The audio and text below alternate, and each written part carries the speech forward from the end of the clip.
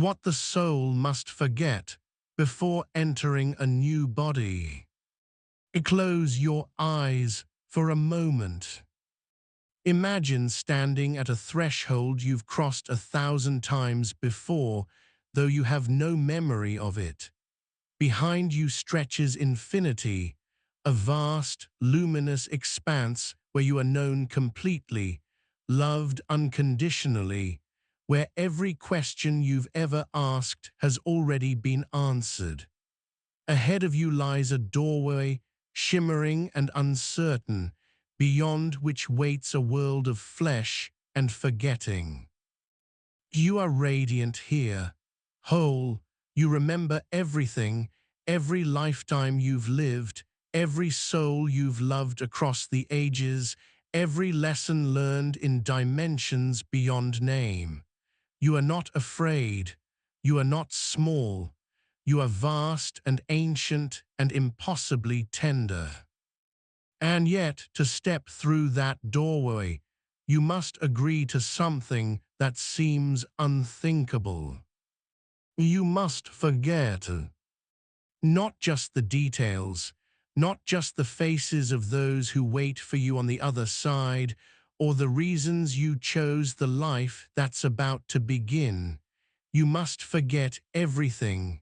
Your divine origin, your purpose, the fact that you are eternal, the truth that you have never, not for one moment, been alone. The forgetting will be total, absolute, so complete that for years, perhaps decades, you will wander through the world convinced you are only flesh, only temporary, only this small, struggling self. Why? Why would a loving universe demand such amnesia? What could possibly be so dangerous or so sacred about remembering who you truly are? This is not a question we ask lightly, because the answer changes everything. It changes how you see your suffering. It changes how you understand your longing, your grief, your inexplicable sense that you don't quite belong here. It changes what it means to be alive. Over the next hour, we'll walk together through the hidden chambers between lives, the sacred architecture of incarnation that most of us have forgotten, but that our souls know intimately. We'll be guided by the testimony of one of the most extraordinary mystics of the modern age, a man who spent 40 years accessing the infinite library of every soul's journey.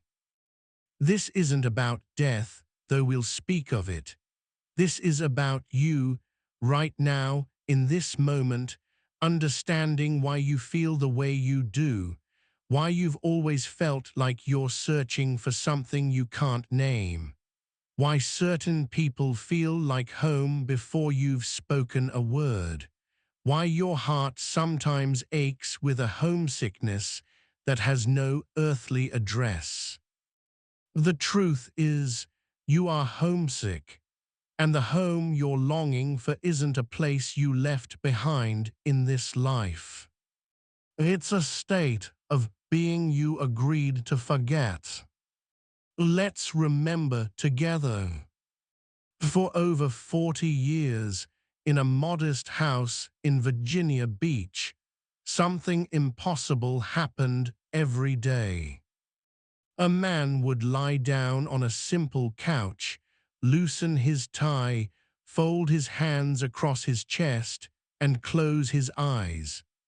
Within moments, his breathing would slow, his body would relax, and he would slip into a state that looked like sleep, but was something entirely other.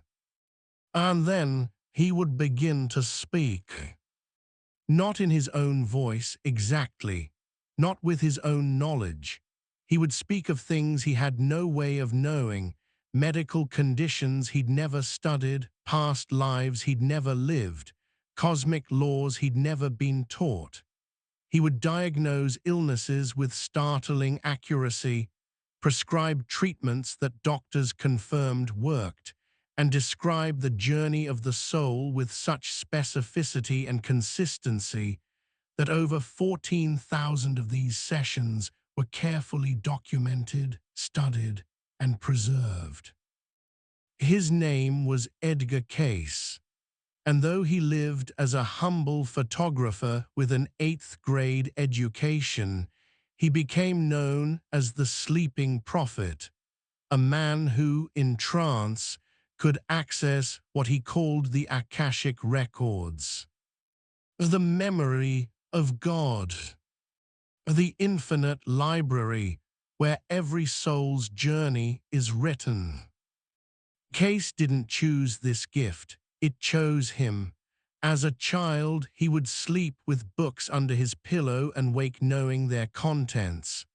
As a young man, he lost his voice and was told he'd never speak again, until in desperation, he entered a trance and told the doctors exactly how to cure him. They followed his instructions.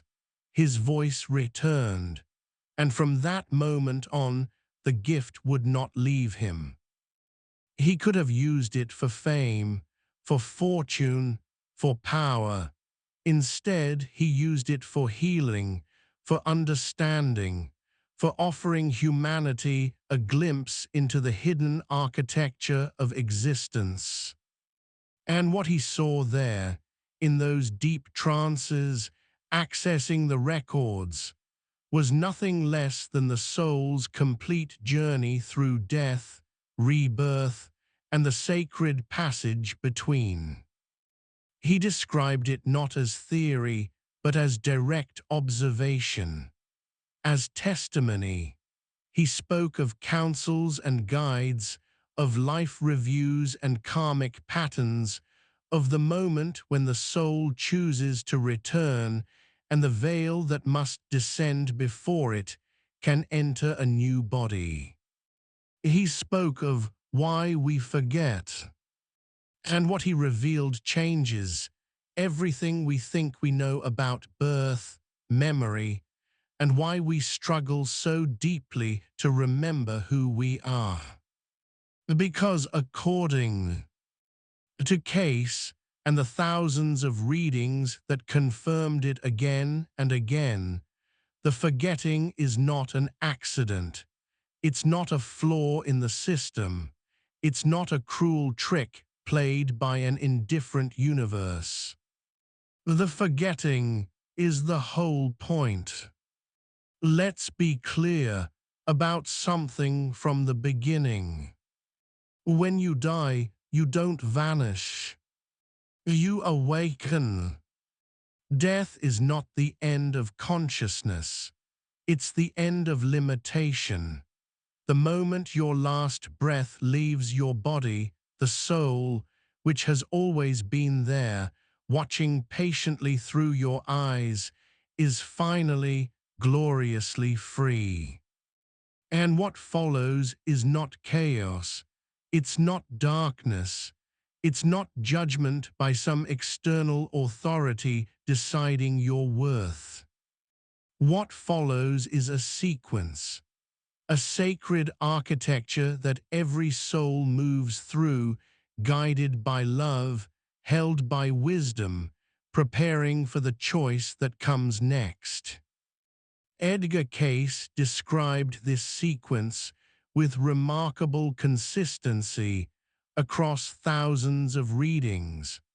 And while the details varied based on the soul's development and the life just lived, the essential structure remained the same. First, there is awakening, the moment of separation, the return to wholeness, the sudden, overwhelming recognition of who you truly are. Then comes review, the panoramic vision of the life you just lived, seen not through your own eyes alone, but through the eyes of everyone you touched. Next, purification, not as punishment, but as release.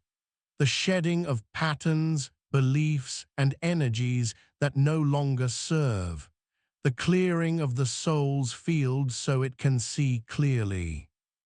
After that, the council, a gathering of guides, teachers, and soul companions who help you understand what you learned, what remains unfinished, and what you might choose next. Then the records, the Akashic Hall, where you review not just this life, but the entire pattern across lifetimes, where the through lines become visible, where the curriculum reveals itself. And finally, the choice, the decision to return, to descend once more into flesh, to take on a new body and a new set of circumstances, carefully designed to continue the soul's evolution. But here's the part most spiritual teachings don't emphasize. The choice to return comes with a condition. And to enter the body, the soul must agree to forget, not partially, not vaguely, completely. The veil must descend, the memories must be sealed, the divine knowing must be hidden behind the density of matter and the limitations of the human brain. And this is not negotiable. Why? Because without the forgetting, the entire journey would fail. The growth would be impossible. The lessons would be hollow. The love would be counterfeit. This is the mystery we are about to explore, the paradox at the heart of incarnation. Why a loving universe requires amnesia, what the soul must forget, and what it secretly remembers, and why your struggles, your grief, your longing are not signs that something went wrong. They are signs that something is going exactly, heartbreakingly right. The moment of death is nothing like you've been told. There is no tunnel, though some describe it that way. No light, though light is everywhere. No fear, though fear is the last thing the dying body clings to before it lets go. What there is release. A sudden, exhilarating freedom, like a bird that's been caged its entire life and didn't know it was caged until the door opened and it remembered. Oh yes, it has wings. You are no longer bound by pain, by gravity, by the relentless march of time. The body, which you thought was you, which you defended and decorated and worried over for decades, falls away like a coat you've been wearing too long. And what remains is you. Not the small you, not the you defined by name, by nation, by the sum of your mistakes and victories.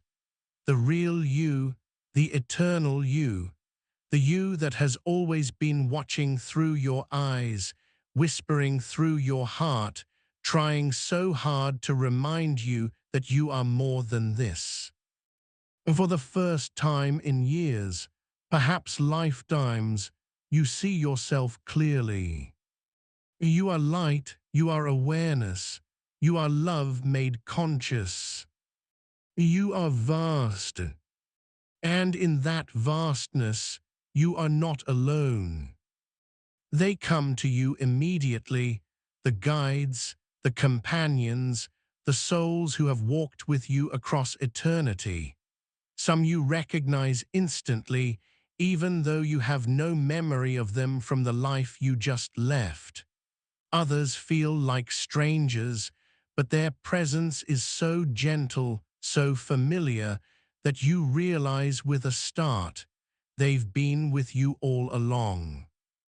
They were the voice you heard in meditation, the comfort you felt in moments of despair, the inexplicable knowing that saved you from danger, the dream that warned you, the synchronicity that led you exactly where you needed to be.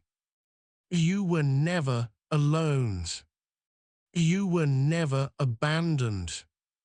Even in your darkest hour, when you cried out and heard only silence, they were there, holding you, guiding you, honoring your free will even as they ached to intervene. And now, here, in this space beyond space, they greet you with such love that you wonder how you ever forgot tea. Ahem. Welcome home, they say, though they don't use words. Welcome back. There is reunion. There is relief. There is laughter. Oh, the laughter that comes when you realize how seriously you took the play, how convinced you were that the role was real. But the joy is tempered by something else. A dawning realization. A quiet voice, infinitely compassionate, that says, "Now, beloved, you must look back." This is the moment the soul both dreads and craves. The Life Review. Edgar Cayce described it as a panoramic vision, instantaneous and yet infinitely detailed. Every moment of the life you just lived, unfolding before you in perfect clarity. Every choice, every word spoken in anger or whispered in love. Every time you helped and every time you turned away. But here's what makes it unbearable, and here's what makes it sacred. You don't just remember what you did. You feel what others felt. When you lied to someone you loved, you feel their heartbreak. When you were cruel in a moment of pain, you experience the wound you inflicted as if it were carved into your own chest.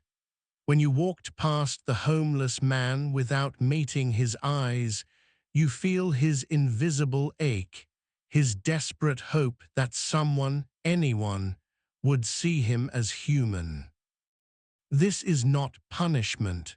There is no external judge, no divine accountant tallying your sins. There is only the soul's own conscience, magnified by clarity, held in the unwavering light of truth. And it's not all grief. When you comforted a stranger, you feel their relief flood through you like sunlight. When you forgave someone who hurt you, you experience the liberation that forgiveness brought, not just to them, but to your own heart. When you loved your child, your partner, your friend, with fierce and imperfect devotion, you feel how that love sustained them, how it rippled outward in ways you never saw. Every act of kindness, no matter how small, is returned to you as grace. Every moment you chose love over fear is revealed as a victory more significant than you could have imagined. The review is not linear. It does not follow time as you knew it. Instead, it shows you patterns, themes, the through line of your choices. It shows you where you grew and where you remained stuck, where you honored your purpose and where you abandoned it out of fear or doubt or the desperate need to be accepted. And through it all, the guides are with you, not condemning, but witnessing, holding space for your grief, your shame, your joy, reminding you again and again, this is not about judgment. This is about learning. This is about seeing yourself truly so you can choose more consciously next time. Because there will be a next time. There is always a next time, until the soul no longer needs the classroom of flesh. When the review is complete, and it takes no time at all, though it feels like an eternity, the soul is quiet, humbled, tender with itself in a way it rarely was during life. And the guides ask gently, "What did you learn?" The soul answers, not with words, but with understanding, with the deep, cellular knowing that comes when experience is transmuted into wisdom. And then they ask the second question. And what do you wish to heal? You are led, though led isn't quite right, because you are not separate from this process.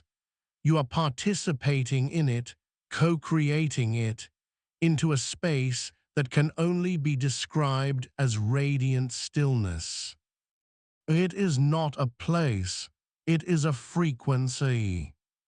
A dimension where love is so concentrated, so unconditional, that the very air shimmers with it. Here you meet the council. They are not gods.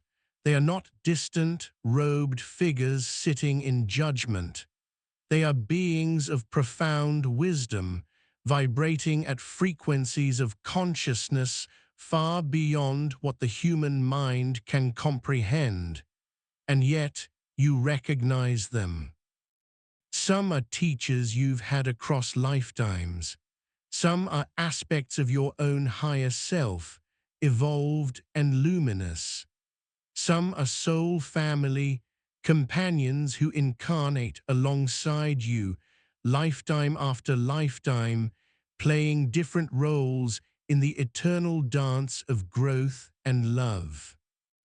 And at the center of it all is a presence you can't quite name, a consciousness so vast and tender that to be in its field is to know without question that you are held, that you have always been held, that nothing you've done, no mistake, no cruelty, no failure, has ever diminished your worthiness in the eyes of the infinite. The council does not speak in commands, they speak in questions. What did you learn? You answer, and they listen with a depth of attention that makes you feel seen in a way you never were during life. What patterns did you notice repeating? You see them now, the same fears, the same betrayals, the same moments of choosing safety over truth. Across this life, and perhaps across others, you're beginning to remember. And what do you wish to heal? And here something shifts. Because the council is not telling you what you must do. They are not assigning you another lifetime like a teacher handing out homework. They are honoring your sovereignty, your free will, your divine right to choose. They offer guidance. They show you possibilities. They illuminate the threads still tangled, the lessons still unfinished, the relationships still calling for completion. But the choice is always, always yours. Some souls choose to remain in higher planes of learning, refining their consciousness without returning to flesh. Some choose to serve as guides for others still incarnating. Some choose rest, long, beautiful stretches of simply being, without striving, without agenda. But many, perhaps most, choose to return. Not because they are forced, not because they failed some cosmic test, Because they want to. Because there is someone they love who is still down there, struggling, and the soul cannot bear to leave them alone. Because there is a gift they didn't give, a song they didn't sing, a truth they were too afraid to speak.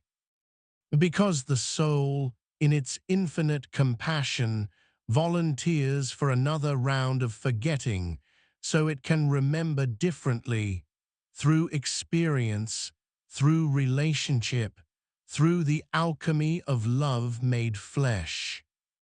But to choose wisely, the soul needs information.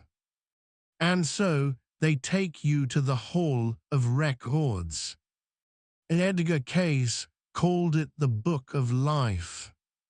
Others call it the Akashic Records, from the Sanskrit word Akasha, meaning ether, the fifth element, the subtle substance that permeates all existence and holds the imprint of everything that has ever been. It is not a building, though some souls perceive it that way. It is not a computer, though it contains infinite data. It is a dimension of consciousness where every thought, every choice, every event across all of time is preserved in crystalline clarity. Think of it as the universe's memory, God's hard drive, the living archive of every soul's journey, accessible to those who know how to read it. And in the between-life state, you know how to read it. You are brought before the records not to be shamed by your past, but to understand it, to see the through line, to recognize the pattern that has been repeating, perhaps for centuries, and to choose, consciously, lovingly, whether to continue it or to finally, blessedly, let it go. The records show you not just this life, but the chain of lives. You see yourself as a soldier in one era, a healer in another, a mother, a merchant, a monk. You see the souls who have traveled with you, how the person who was your abuser in this life was your beloved in another, and how you agreed, before incarnating, to help each other heal this ancient wound. You see the karma not as punishment, but as momentum, the energy you set in motion that is now returning to you, asking to be balanced, integrated, transmuted. And you see the gifts, the talents that come too easily to be explained by this life alone. The Mozart who composed symphonies at 5 because he didn't learn music, he remembered it. The child prodigy who plays chess like a grandmaster because in another life, strategy was survival. The records reveal why certain fears grip you with irrational force, why you panic at the thought of drowning though you've never been near water, why closed spaces make you scream, why betrayal cuts deeper than it should, why you are terrified of being seen even as you long for it. These are not random neuroses, they are echoes. Soul memory, encoded in the body, whispering across lifetimes. And here, in the Hall of Records, you see the origin. You see the lifetime when you drowned, when you were buried alive, when you were betrayed by someone you trusted and it cost you everything. You see it not to dwell in it, but to release it. To finally understand that what happened then does not have to define what happens now. One soul, shown their records, saw a pattern of unworthiness stretching back across 12 lifetimes. In each one, They had given their power away to lovers, to authorities, to anyone who offered the illusion of safety. And in each one, they had died feeling small, unseen, ashamed. The guides did not condemn this pattern. They simply asked, "Do you wish to continue this, or would you like to try something new?" The soul wept, not from shame, but from relief. Finally, someone was offering them a choice. "I want to heal this," the soul said. "I want to know my worth, even if it's hard, even if it takes 100 more lifetimes. I want to learn this." And the guides smiled because this moment of choosing growth over safety, of volunteering for difficulty out of love, this is the moment the soul becomes truly sovereign. "Then let us design your next life together," they said. And the real work begins. Here is the truth that changes everything. You chose this. Not the suffering exactly, not the cruelty you've endured or the losses that broke your heart, but the circumstances, yes. The family, the body, the era, the challenges, all of it, designed in collaboration with your guides, tailored specifically to give you the opportunity to heal what you came to heal. Nothing is random. Not your difficult parent who mirrors back the inner critic you've carried across lifetimes. Not your chronic illness, which forces you to finally learn that your worth is not tied to productivity. Not the betrayal that shattered you, but also, finally, taught you to trust yourself. These are not punishments, they are curriculum. Chosen, designed, agreed upon in that luminous space between lives when you were clear and whole and brave enough to say, "Yes, I can do this, I want to do this." The soul does not choose difficulty out of masochism. It chooses difficulty out of love. Love for its own evolution. Love for the souls it will meet and serve. Love for the beauty that can only be born through struggle. The kind of compassion that comes from having suffered. The kind of wisdom that comes from having failed. The kind of joy that comes from having known despair and chosen hope anyway. Cayce's readings revealed this again and again, souls returning not because they had to, but because they wanted to, because there was someone down there they needed to help, because there was a gift only they could give, because the work wasn't finished, and the soul is nothing if not devoted to completion. Some souls choose easy lives, brief incarnations to rest and integrate after lifetimes of intensity. Some choose positions of power so they can learn humility. Some choose poverty so they can learn that abundance is a state of being, not a bank account. Some choose disability so they can finally stop equating their value with what they can do and learn that they are precious simply because they are. And always, the guides are there, helping you choose wisely, ensuring you don't take on more than you can handle, balancing the challenge with support. You choose your parents carefully, not because they will love you perfectly, but because they will give you exactly the wounds you came to heal. You choose your soulmates, not just the romantic ones, but the friends, the teachers, the strangers who will say the one thing you need to hear at the exact moment you need to hear it. You choose your talents and your struggles, your strengths and your weaknesses, the moments of grace and the crucibles of pain. All of it woven together, a life designed with such precision and care that even the randomness is intentional. But here's the catch.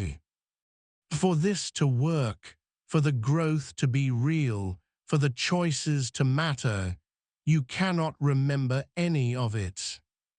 If you incarnated with full knowledge of the plan, you would not be free. You would be an actor following a script, going through motions you'd already agreed to. There would be no risk, no discovery, no genuine transformation. The soul would learn nothing. And so, before you descend, before you slip into the tiny, helpless body waiting to be born, there is one final threshold. The veil, the forgetting, the most merciful, necessary, heartbreaking gift the universe will ever give you. Let's speak honestly about what happens next. Because this is the moment that breaks the soul's heart even as it understands completely why it must happen. You are standing at the threshold. Behind you, the counsel, the records, the perfect clarity of who you are and why you've chosen this path. Ahead of you, the veil, shimmering, translucent, impossibly beautiful and terrifying at once. You know what waits on the other side. The body already forming in the womb. The brain still developing, too small and dense to hold the vastness of what you know. The world, loud and chaotic and utterly convinced that matter is all there is. And you know what the veil will take from you. Everything. If the soul remembered, truly remembered, the incarnation would fail. Not because remembering is wrong, but because it would make the journey meaningless. Imagine this.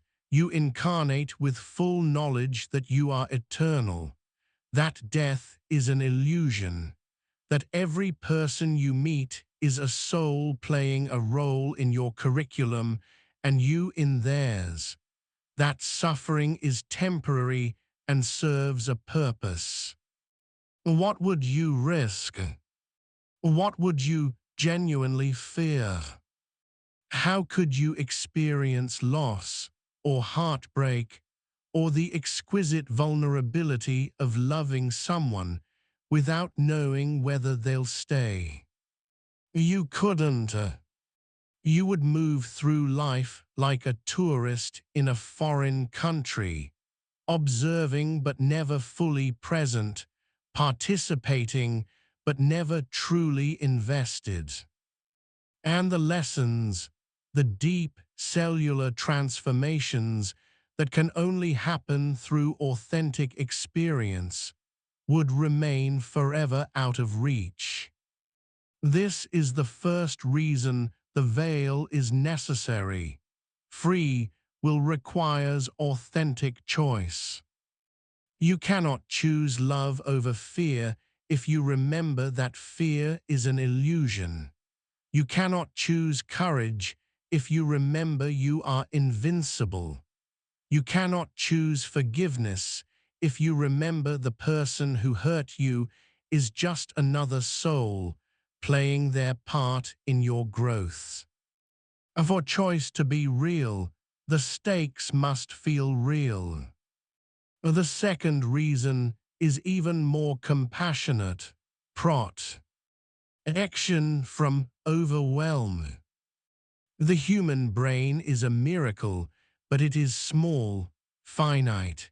It processes approximately 126 bits of information per second. The soul processes all information simultaneously, past, present, future, across all dimensions, all lifetimes, all possibilities. If you tried to download the entirety of your soul's knowledge into a human nervous system, you would shatter. The veil protects you. It filters the infinite down to the manageable. It allows you to be fully here, in this body, in this moment, without being crushed by the weight of eternity. The third reason is perhaps the most beautiful, the sacredness of the present moment. When you remember everything, you cannot be fully present for anything. You would see your child and remember all the lifetimes they were your parent, your sibling, your enemy. You would meet your soulmate and remember the 100 ways you've loved and lost them. Every moment would be layered with memory, haunted by past, future, and parallel, and the singular, unrepeatable beauty of now would be lost. The veil gives you the gift of presence, of experiencing this moment, this breath, this sunset, this kiss, as if for the first time. Because in a way, it is the first time. This particular configuration of soul and circumstance and choice has never existed before and will never exist again. And the fourth reason cuts deepest. Love must be chosen again. You meet someone and your soul recognizes them instantly. This is the one you've loved across eternity, the one you made sacred agreements with before birth. But if you remembered that, if you came into the relationship with full knowledge of the contract, where is the discovery? Where is the risk?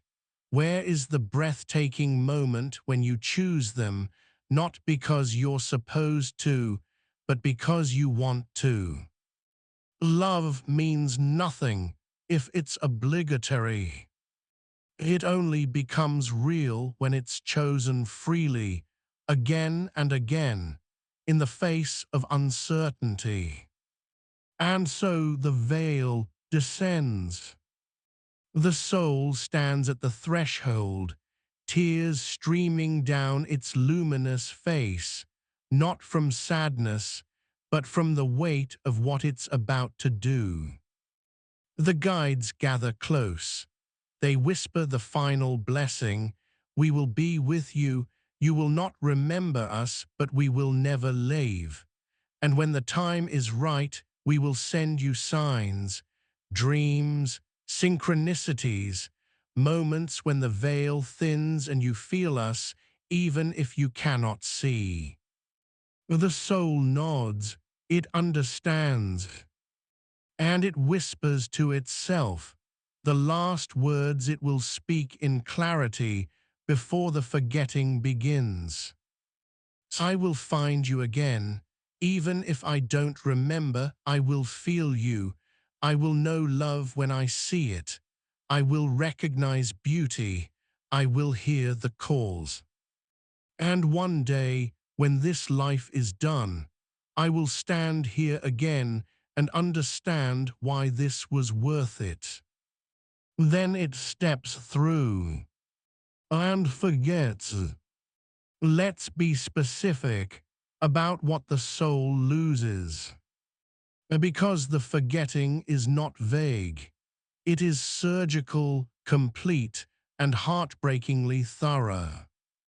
First, the soul forgets its divine origin. You are not human. You are infinite consciousness, temporarily wearing a human form.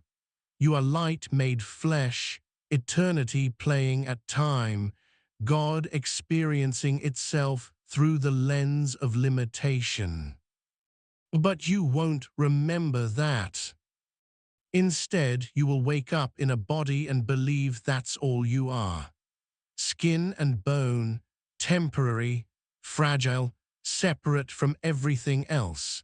You will look in the mirror and think, this is me, never knowing that the real you is watching from behind your eyes, patiently waiting for the moment you remember. Second, the soul forgets the plan. You chose this life, every detail, the family that would wound you in exactly the ways you needed to heal, the talents that would flow effortlessly because you've honed them across lifetimes, the challenges that would break you open so the light could get in. But you won't remember choosing. Instead, you will rage at your circumstances. You will ask, why me? Why this family, this body, this pain? You will feel like a victim of random chance, never knowing you are the author of your own curriculum. Third, the soul forgets its contracts. Before you came, you made agreements with other souls. You'll be my mother this time, and I'll learn patience. I'll be your betrayer, and you'll learn boundaries. We'll meet at age 32 in a coffee shop, and one glance will change everything. Sacred contracts, signed in love, designed to serve each other's growth. But you won't remember them. Instead, you will meet these souls and think the connection is random. You will be hurt by the ones who came to challenge you, never knowing you asked them to.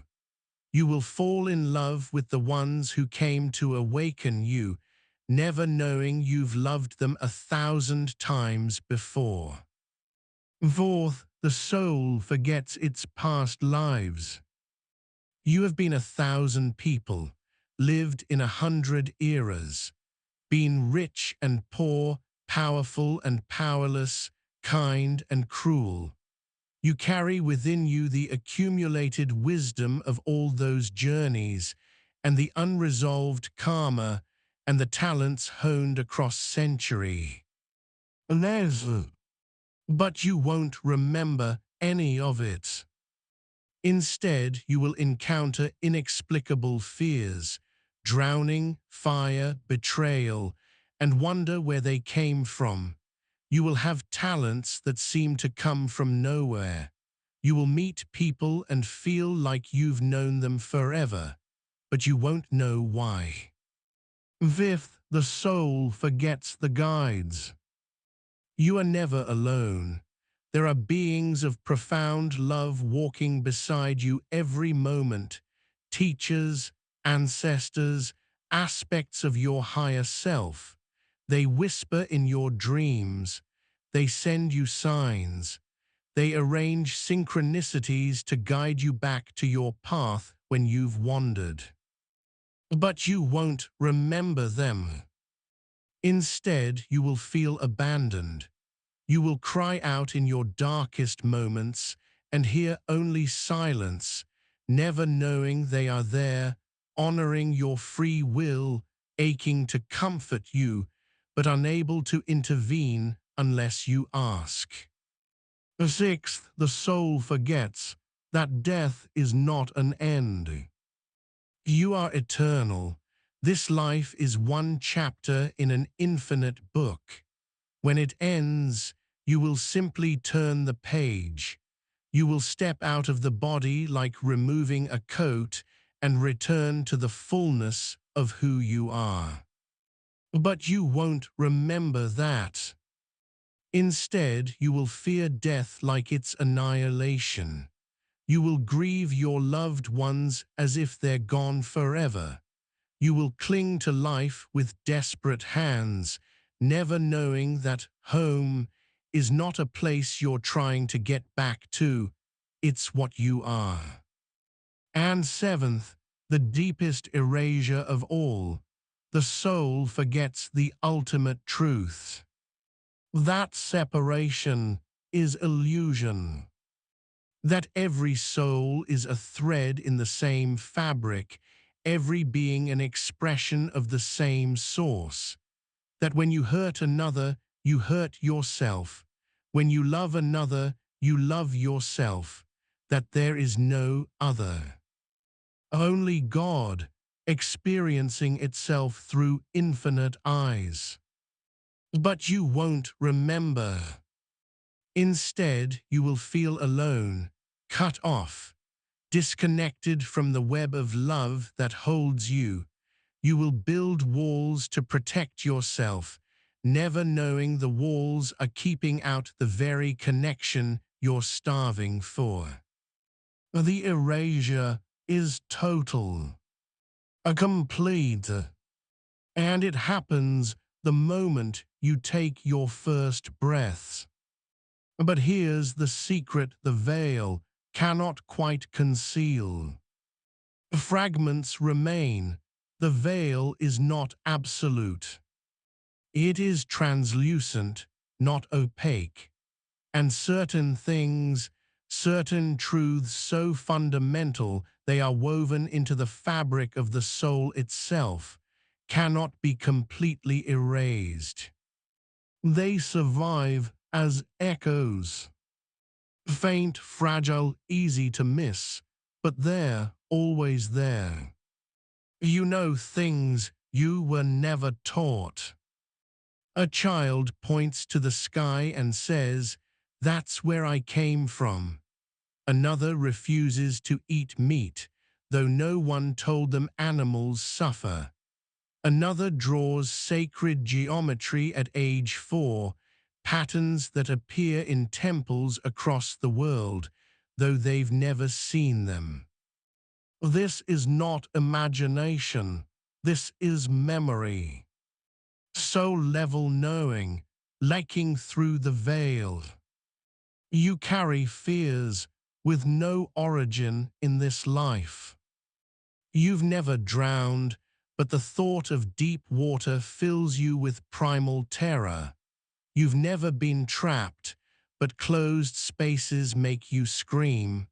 You've never been abandoned, but the fear of it drives every relationship choice you make. These are not neuroses, they are echoes. Traumas from past lives, encoded in the soul, carried forward until they are finally, consciously healed. You recognize people you've never met. You lock eyes with a stranger across a room, and every cell in your body says, "I know you." You meet someone for the first time, and the conversation flows like you're picking up mid-sentence after a brief pause. You feel at home with them in a way that makes no rational sense. This is not coincidence. This is recognition. Soul contracts activating. Agreements made before birth, suddenly, miraculously fulfilled. You experience déjà vu. Moments when reality shimmers and you know you've been here before, done this before, though you have no memory of it. Moments when the veil thins and the soul whispers, "Remember, please remember."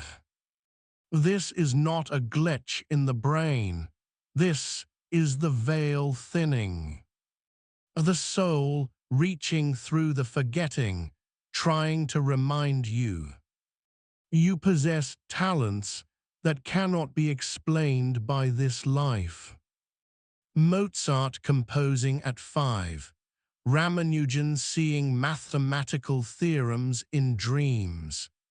Rimbaud writing poetry that changed literature before he was 20, then walking away and never writing again because he'd finished what he came to do. This is not genius born of practice. This is remembering. Skills honed across lifetimes, encoded so deeply in the soul that the body remembers even when the mind doesn't. Edgar Cayce saw this again and again in his readings. A woman terrified of knives, he saw her past life murdered by one. A man with chronic lung issues, he saw the life where he died in a fire. A child obsessed with ancient Egypt, a lifetime as a priestess, still calling to her. The subconscious mind, Cayce taught, is the soul's memory bank. It speaks in symbols, in dreams, in the inexplicable pull towards certain places, people, and paths. You are not broken for feeling the way you do. You are remembering. And this is why the journey matters. If you've ever felt like you don't belong here, now you know why. You don't. Not entirely. Part of you, the deepest, truest part, is still connected to that space between lives. That luminous realm where you were whole, clear, unconditionally loved. And the human experience, by design, is a descent from that state. You agreed to it, you chose it, but that doesn't make it less painful. The grief you feel, the homesickness that has no earthly address, is the soul mourning its own forgetting. The anxiety, the sense that something is terribly wrong even when your life looks fine on paper, is the soul struggling against the veil, trying to remember what it came here to do. The depression, the flatness, the feeling that nothing here quite reaches you, that's the soul exhausted from pretending to be only human when it knows, on some level, that it is infinite. You are not broken. You are awake. Or at least you're beginning to wake, and waking inside the dream is disorienting. It makes you sensitive, raw, aware of the suffering around you in ways that most people have learned to numb. This is not a flaw. This is the soul remembering its nature, which is love, which is connection, which feels everything because it is everything. Edgar Cayce spoke to hundreds of people struggling with this exact tension, and his guidance was always the same. The soul must learn to be human without forgetting it is divine. Not one or the other, both. Grounded in the body, but remembering the light. Fully present for the pain, but not destroyed by it. Engaged in the world, but not of it in the way that breeds despair. This is the work of integration, and it is not easy. But it's also not random. Every moment of struggle is the soul's curriculum playing out. The loneliness is teaching you to find connection. The betrayal is teaching you to trust yourself. The loss is teaching you that love doesn't end, it only transforms. None of this is punishment. It's initiation into a more conscious, compassionate, whole way of being human. And the fact that you feel it so deeply, the grief, the longing, the ache, is not evidence that you're failing. It's evidence that you're remembering. So what do you do with this? How do you live in a world that has forgotten when you are beginning to remember? You cannot force the veil to lift. You cannot demand full memory before its time. The soul reveals itself on its own schedule, in its own way, always with exquisite timing. But you can attune. You can create space for the remembering. You can honor the echoes. You can stop dismissing your intuition as imagination and start listening to it as intelligence. First, meditate, not as a spiritual performance, but as a homecoming. Sit in stillness, let the noise settle, and in that silence, the soul begins to whisper, not in words, but in knowing, in the sudden clarity that arises when the mind finally stops arguing with reality. Cayce accessed the Akashic Records through a meditative state. You don't need to go that deep. You just need to get quiet enough to hear what's already there. A second, work with your dreams. The veil thins in sleep. Your guides speak to you there. Past lives surface. Future possibilities reveal themselves. Keep a journal by your bed. Write what you remember, even if it makes no sense. Over time, patterns emerge, symbols repeat, the soul's curriculum becomes visible. Third, serve. When you give, truly give, without agenda, the soul recognizes itself in the other. Because on the deepest level, there is no other. There is only the one, loving itself through infinite forms. Service pierces the veil faster than any meditation. It is love made tangible, and love is the only force that dissolves the illusion of separation. Fourth, seek beauty. Art, music, nature, silence. These are not frivolous, they are portals. Moments when the ordinary cracks open and you glimpse the sacred beneath.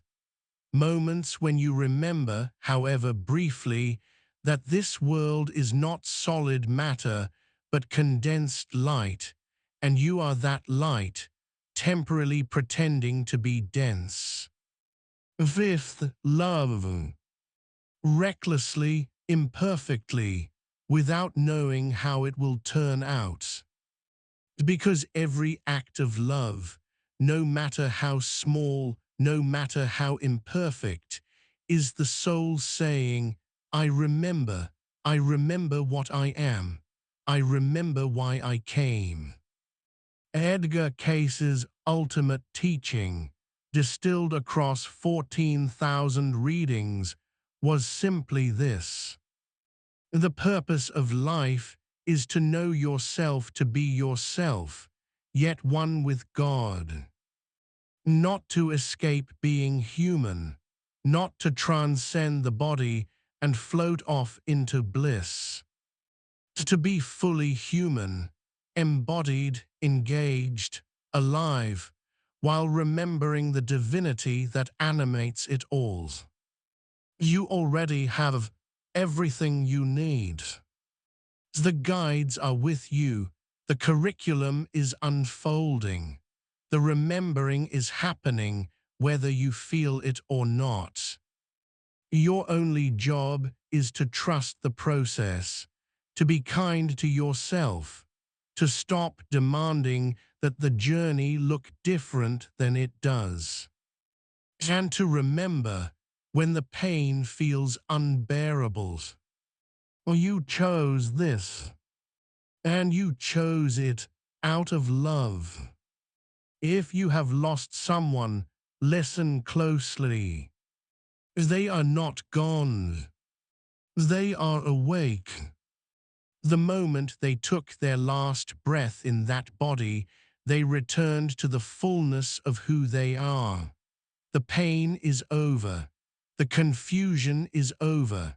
The forgetting is over. They remember everything now, including you. They see you not through the veil of human perception, but with the crystal clarity of the soul. They see your grief, and they hold it with infinite tenderness. They see your struggle, and they wish they could tell you that you're doing better than you think. They are not waiting for you in some distant heaven, bored and lonely. They are here, walking beside you, present in ways they couldn't be when trapped in the density of flesh. That dream you had where they appeared, radiant and whole, and told you they were okay, that wasn't your imagination. That was them reaching through the veil, using the only language available, the language of symbols and feeling. That song that plays at the exact moment you're thinking of them, the cardinal that appears on difficult days, the sudden, inexplicable warmth you feel when you say their name out loud. These are not coincidences.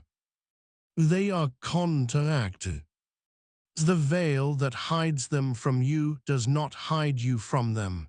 They see you perfectly. They know your pain.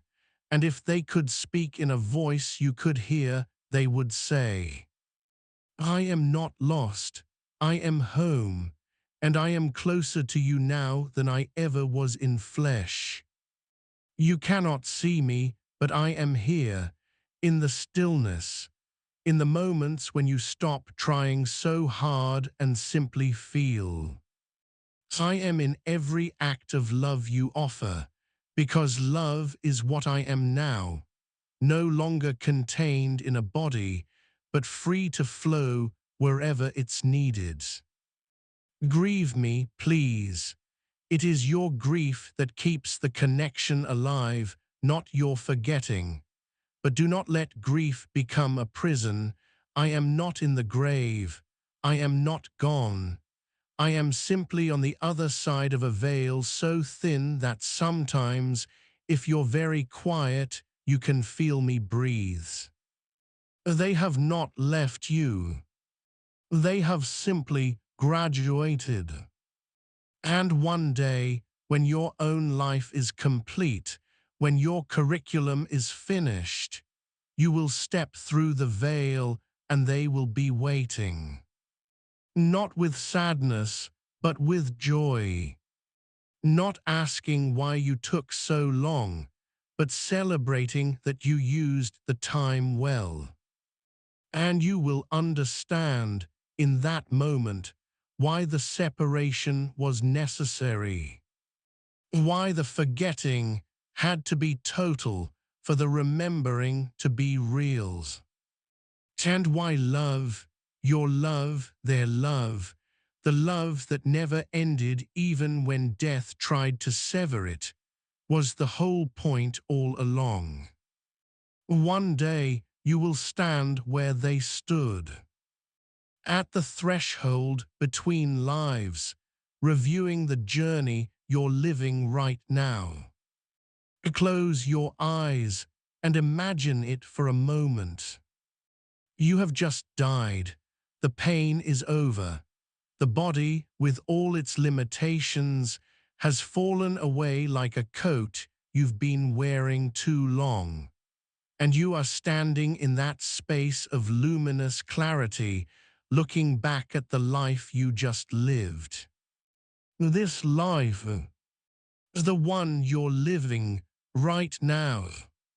What will you see? Will you see courage? Will you see love? Will you see the moments when you chose to speak the truth, even when your voice shook? The times you stayed, even when leaving would have been easier. the days you got up and tried again, even though you'd failed 100 times before? Or will you see the opportunities you missed, the love you were too afraid to give, the dreams you abandoned because you listened to the voices that said you weren't enough? This is not meant to frighten you, it's meant to awaken you. Because the life you're living right now, the one that feels so random, so difficult, so impossibly hard, is not random at all. Or you chose it. Before you came here, when you were clear and whole and standing in the presence of infinite love, you looked at this life and said, "Yes, I can do this. This is exactly what I need." You chose your family, even the difficult ones, because they would give you the exact wounds you came to heal. You chose your challenges, even the ones that break your heart, because they would grow you in ways ease never could. You chose your gifts and your limitations and the strange, specific shape of your longing, because all of it, serves the curriculum you designed. Edgar Cayce saw this across thousands of readings. Every struggle, every loss, every moment of suffering was not random. It was an appointment the soul made with itself. A chance to heal an ancient wound, to break a pattern that has repeated across lifetimes, to finally, bravely choose love over fear. And you are keeping that appointment right now. Every day you wake up and try again, that is courage. Every moment you choose kindness when you could choose bitterness, that is mastery. Every time you love, even though you've been hurt before, that is the soul remembering its nature. You are not failing. You are not behind. You are exactly where you need to be, learning exactly what you came to learn, becoming exactly who you agreed to become. And oh, day, maybe not today, maybe not for decades, but one day you will stand in that luminous space and look back on this moment. This struggle, this choice, this breath, and you will understand why it mattered. You will see how the hardest moments were the turning points, how the grief cracked you open so the light could finally get in, how the loneliness taught you that you were never truly alone. And you will make a promise to yourself, the same promise you made before. I will return. I will descend again into flesh and forgetting. I will volunteer for another round of difficulty, another chance to grow, another opportunity to love. And because that is what souls do. We choose again and again out of love. And the cycle continues. We have walked a long way together, through the threshold of death into the space of awakening, through the life review where the soul sees itself truly for the first time, into the council chambers where choices are made with wisdom and love, through the hall of records where patterns across lifetimes become visible. And finally, to the veil, that sacred, necessary erasure that makes this whole impossible journey possible. You understand now why you must forget. Not because the universe is cruel, but because it is kind. Because without forgetting, you could not choose freely. You could not grow authentically. You could not love with the kind of reckless courage that only comes when the outcome is uncertain. The veil is not a punishment, it is a gift. It makes the journey real. And yet here is the final paradox. The forgetting is never complete.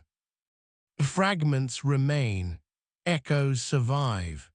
The soul whispers through dreams, through intuition, through the sudden, inexplicable knowing that this person, this place, this moment matters.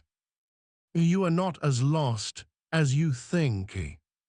You are remembering right now, in this very moment. Because remembering is not a destination you arrive at. It is a process, a gradual awakening, a slow, beautiful peeling back of the layers until you see yourself, truly see yourself, as the eternal being you have always been. Edgar Cayce's ultimate teaching, the message that echoed through every one of his 14,000 readings, was simply this: you are not a human being having a spiritual experience. You are a spiritual being choosing a human experience. A choosing. That word matters, because it means you are not a victim of this life. You are its author. And the story you're writing, right now, with every choice, every breath, every act of love, is more significant than you know. One day, the veil will fall. Not in some distant future, but in moments, those sacred instants when you love so deeply you forget yourself, when you create something beautiful, when you sit in stillness and feel the presence of something vast and tender holding you. The veil is falling right now. Every time you choose love over fear. Every time you trust your intuition. Every time you meet a stranger and feel that inexplicable recognition. I know you. You are remembering.